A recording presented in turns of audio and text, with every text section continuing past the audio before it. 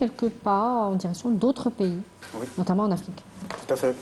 En avril 2025, le président français Emmanuel Macron avait parlé du rassemblement des conditions adéquates pour reconnaître les crimes commis par la France à Madagascar et particulièrement ce que la France appelle l'insurrection de 1945 qui a coûté la vie à plus de 200 000 citoyens malgaches. Quelques mois plus tard, en août 2025 toujours, la France avait reconnu officiellement le fait que les événements qui ont fait suite à la décolonisation du Cameroun sont une guerre. Et dans une lettre adressée à son homologue camerounais Paul Biya, le président français Emmanuel Macron avait parlé d'événements répressifs. Et là, on voit une volonté, même à minima, de faire des pas. Or, avec l'Algérie, c'est tout le contraire, car en janvier 2023, si vous vous rappelez tous, dans une déclaration au Point, Emmanuel Macron avait indiqué qu'il ne présenterait pas d'excuses à l'Algérie. Donc on voit un mouvement strictement inverse.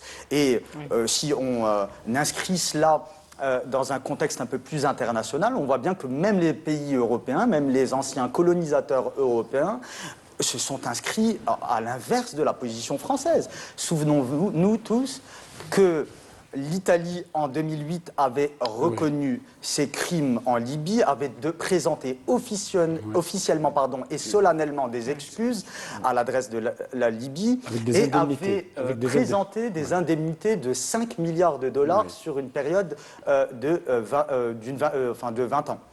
Donc c'était des aides échelonnées pour demander pardon. D'ailleurs même des fonds de réparation. tout à fait. D'ailleurs même l'ancien président du Conseil italien, Silvio Berlusconi, avait pris en charge le financement d'une autoroute en Libye. Au même moment, en 2020, enfin quelques années plus tard, en 2020, c'est le tour de la Belgique de présenter ses excuses par rapport aux crimes commis au Congo. Idem pour le roi, au Rwanda également. Tout à fait. La Grande-Bretagne. Exactement, et c'est aussi la même position adoptée par le roi des Pays-Bas vis-à-vis de la situation en Indonésie. Et figurez-vous que même l'État du Vatican a présenté officiellement ses excuses pour le rôle joué par l'Église dans la colonisation en 2024.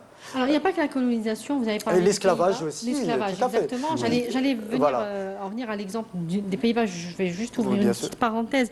Parce que M. Chiraoui parlait du paramètre de l'opinion publique, l'opinion nationale, notamment en France. Et vous avez les Pays-Bas qui, après que le monarque est reconnu, après donc 160 ans, 160 ans après l'abolition de l'esclavage, le monarque néerlandais n'a pas mentionné la possibilité de compensation financière, mais avait reconnu la responsabilité notamment de sa famille, de sa propre famille royale.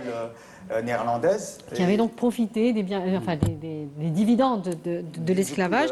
Mais ce que disaient les sondages, c'est que 60% des Néerlandais étaient contre ce discours. Et même la classe politique elle avait condamné la position officielle de la royauté, etc. Donc on voit bien qu'il y a un ferment qui prête à l'extrémisme, car refuser... En Europe, vous voulez dire. En Europe, bien entendu, car refuser de reconnaître la souffrance des peuples, c'est quelque part ne pas les prendre sur un même piédestal. Et c'est finalement continuer par d'autres moyens cette politique coloniale, colonisatrice, de mépris de l'autre. Et on le voit aujourd'hui avec le cas de Gaza. Tout à fait. Et un autre point qui est important, c'est que on oublie souvent que le colonialisme est une abomination.